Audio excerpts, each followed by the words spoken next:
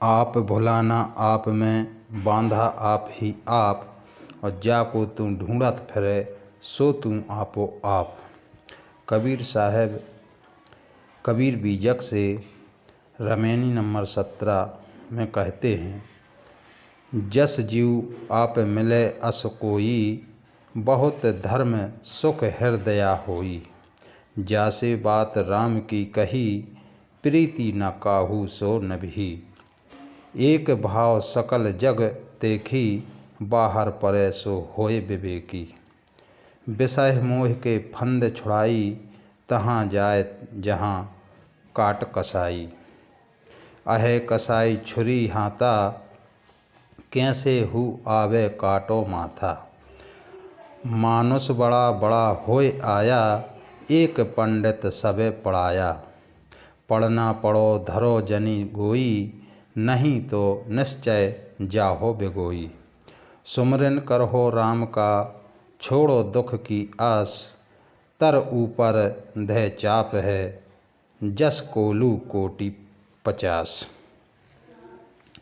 जैसा अपना जीव सिद्धांत है, वैसा उसे समझने वाला कोई सत्य पात्र मिले, अथवा जैसा अपना परमार्थ प्रेमी दिल है, वैसे प्रेमी जिज्ञासु मिले, तो सच्चा सत्संग हो सकता है। हृदय में धर्म नित बड़ा सुख हो, जिससे अविनाशी राम की बात कही जाती है। कोई उस पथ प्रेम को नहीं निभाता है। संसार के सारे लोग देखा जाता है कि वे अविद्या एवं माया मोह की एक ही भवधारा में डूब रहे हैं, परंतु जो इससे बाहर होता है वही विवेकी है।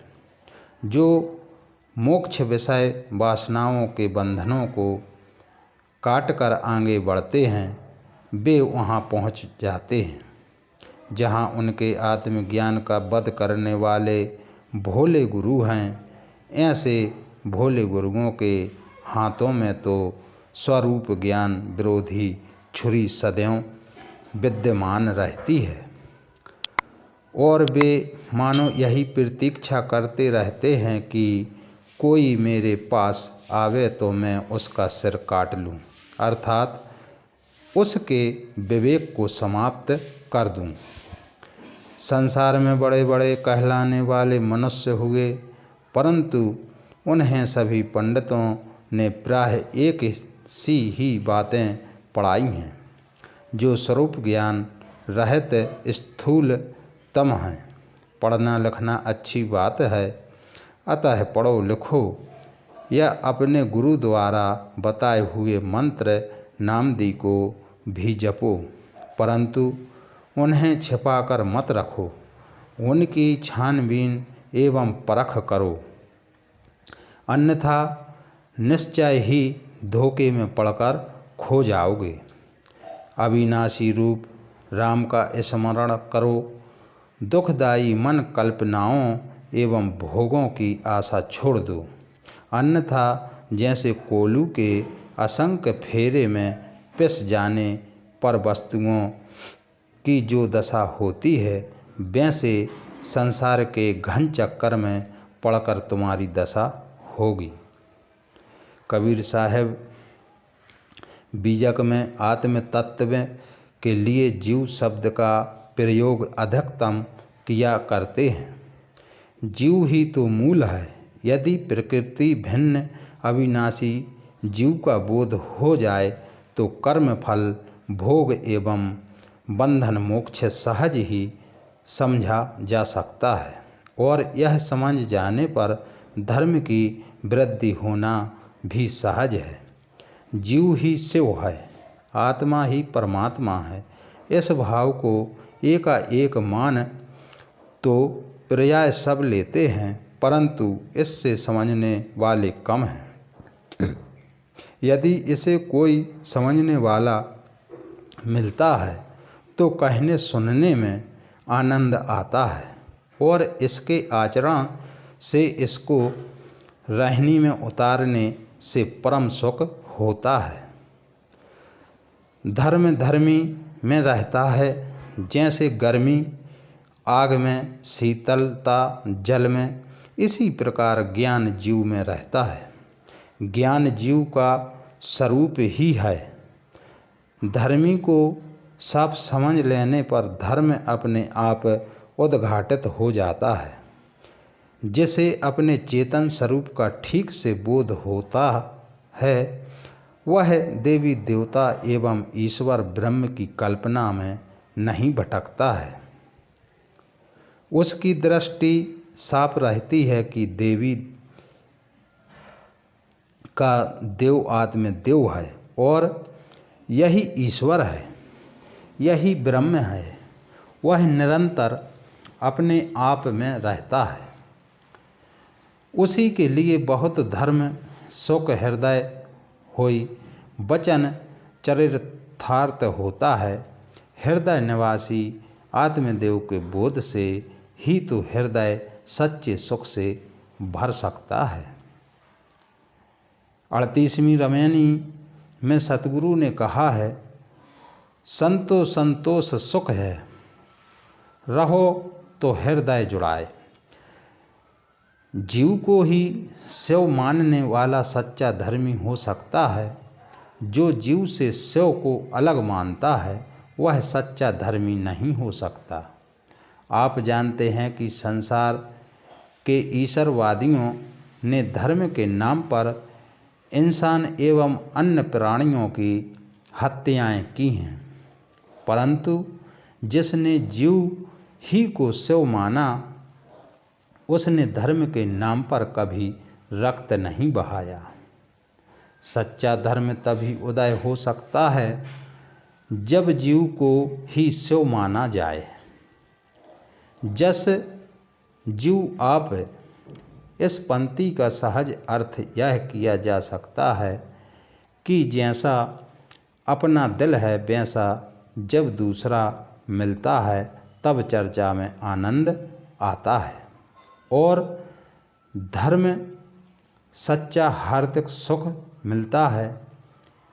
श्री राम रहस्य साहिब ने कहा है, कहता तो सुनता मिले, तब ही वचन लागे प्रीत। राम और काम दो हैं। मनुष्य राम की चर्चा करते हैं, सुनते भी हैं, उसमें नहीं रम पाता, किंतु काम में ही बहता रहता है। राम अपना स्वरूप ही है, यह चेतन ही तो राम है, परंतु राम से प्रेम तब तक नहीं निभा सकता जब तक काम कीचड़ से अपने आप को दूर नहीं कर लेता है। साची प्रीत विषय माया से हरि भक्तन की फांसी। 40वें शब्द की इस पंक्ति का भाव यहाँ भी लागू होता है।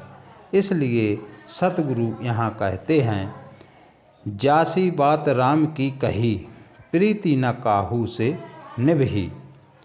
राम अपना स्वरूप ही है और यह हम सत्संग द्वारा जान भी जाते हैं, किंतु हृदय स्वच्छ कर उस बोध भाव में समर्पित नहीं होते तो स्वरूप स्थिति कैसे हो।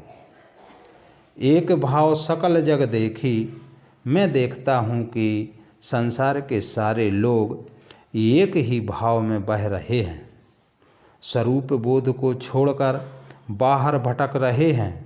संसार के अधिकतम लोग तो निरंतर विषयों में ही डूब रहते हैं। जो लोग विषयों को छोड़कर ब्रह्म विचार करते हैं, वे भी ब्रह्म की कुछ ऐसी व्याख्या करते हैं जो विषयों से अलग नहीं है। जहाँ ऐसी मान्यता है कि सारा संसार ब्रह्म ही है, वहाँ दृष्टता, दृश्य, विवेक कैसे रह सकता है। जड़ विषय दृश्य से हटकर अपने दृष्टता चेतन स्वरूप में स्थित होना चाहिए। यह भाव वहाँ कहाँ है। बाहर परे सो होय विवेकी, जो इससे बाहर हो जाएगा वही विवेकी है। बाहर परे सो होय विवेकी का बड़ा महत्वपूर्ण वाक्य है। विवेकी उसे कहना चाहिए जो विषय और निर्विषय, दृश्य और दृष्टता, जड़ और चेतन का पृथक्करण करे। यहाँ पारख बिना विनाश है, कर विचार हो भीन। विचार कर विषयों से, दृश्य जड़ से पृथक होना ही तो परख है, और यही विवेक ज्ञान है, यही हंस तत्व है। कुछ लोग विषय भोगों के बंधन को तोड़कर उससे अलग हो जाते हैं और सच्चे ज्ञान एवं मोक्ष प्राप्ति के लिए गुरुजनों की शरण में जाते हैं। खेद है, अधिकतम गुरु ऐसे मिलते हैं जो उन जिज्ञासुओं एवं मुमुक्षुओं के स्वतंत्र विचार एवं स्वरूप बोध का वध कर देते हैं। वे कहते हैं कि तुम किसी अंशी के अंश हो, किसी व्यापक के व्यापक हो, किसी पुरुष की पत्नी हो, तुम परिक्षेत्र प्रतिबिंब किंचित अल्पज्ञ एवं दीनहीन हो। कहते हैं जीव लाचार है, यह मनुष्य बेबस है, यह कर कर ही क्या हो सकता है। यह मनुष्य की गरिमा के वध करने का प्रयास है, यह आत्मज्ञान एवं स्वरूप ज्ञान की हत्या है। ऐसे गुरुजन अपने अनजान एवं भोलेपन में पड़कर आत्मघाती एवं परघाती बने हुए हैं। गुरुओं के लिए कसाई शब्द का प्रयोग बड़ा कठोर है। तहाँ जाए जहाँ काट कसाई, ऐसा वचन मनुष्य को तिलमिला देने वाला है। व्यवहार की मनोरमता के लिए ऐसे वचनों का प्रयोग उचित नहीं लगता, किंतु पतनकारी जड़ता को उखाड़ने के लिए कभी कभी कठोर वचनों का प्रयोग करना पड़ता है। गुरुओं द्वारा मनुष्यों के अमूल्य को लेकर कबीर देव का मन कितना पीड़ित हुआ होगा, वे कितने मर्माहत हुए होंगे तब इस कठोर वचन का प्रयोग किए होंगे।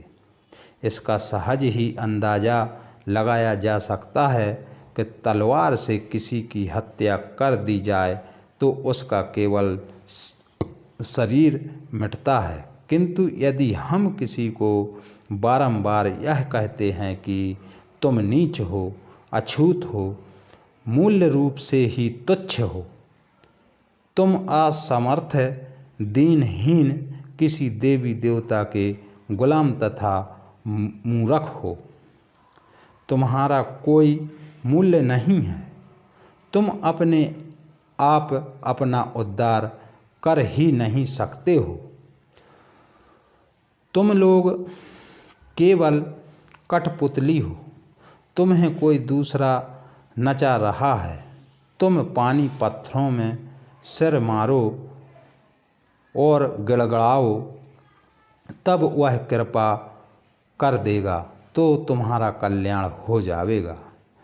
तो हम उसकी वैचारिक हत्या करते हैं और यह भाव मनुष्य को जड़ से निकम्मा बनाकर रख देता है। यदि हम बारंबार किसी को कहते हैं कि तुम दुर्बल हो, कुछ नहीं कर सकते हो, तो हम उसकी बहुत बड़ी हत्या करते हैं। जो विचार एवं उपदेश मनुष्य को परम सुख पक्ष एवं गुलाम बनाए वे विष के समान त्याज्य होना चाहिए। मनुष्य बड़ा बड़ा होय आया, एक पंडित सभी पढ़ाया। यह पंक्ति बड़ी मर्म भेदी है। प्रतिभावनाओं एवं बुद्धिमानों की कमी संसार में ना पहले थी ना आज है। दुनिया में बड़े बड़े मनुष्य हुए हैं, परंतु सभी मत के पुरोहित पंडितों ने उन सबको एक ही बात का पाठ पढ़ाया है कि तुम तुच्छ हो और तुम्हारा उद्धार किसी दूसरे देवी देवता के हाथों में है। इस प्रतिगामी उपदेश ने मानव मन को पापी, गुलाम एवं दीनहीन बना दिया है।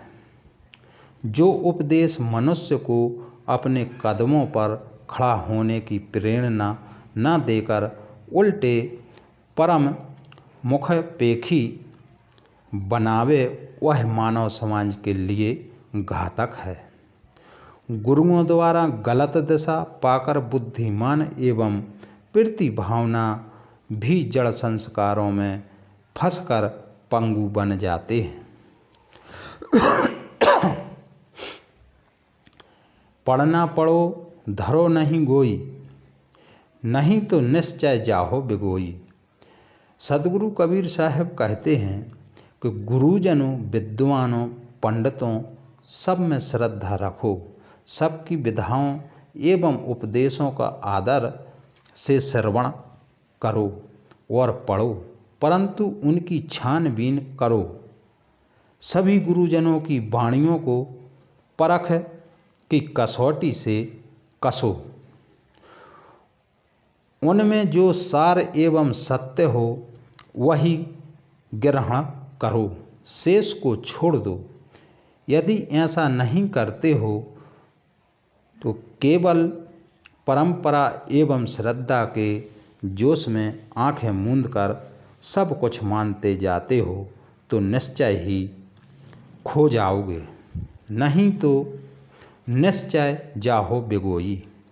स्वयं परख दृष्टि के अभाव में धर्म के नाम पर फैले शास्त्रों के वाणी जाल में मनुष्य अपनी गरिमा खो देता है।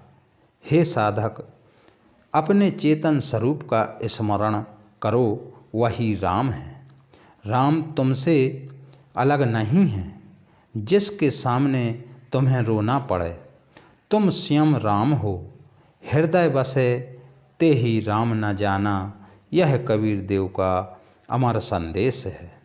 वे कहते हैं स्वरूप राम का स्मरण करो और दुखदायी भोगों एवं पराबलता की आशा छोड़ दो।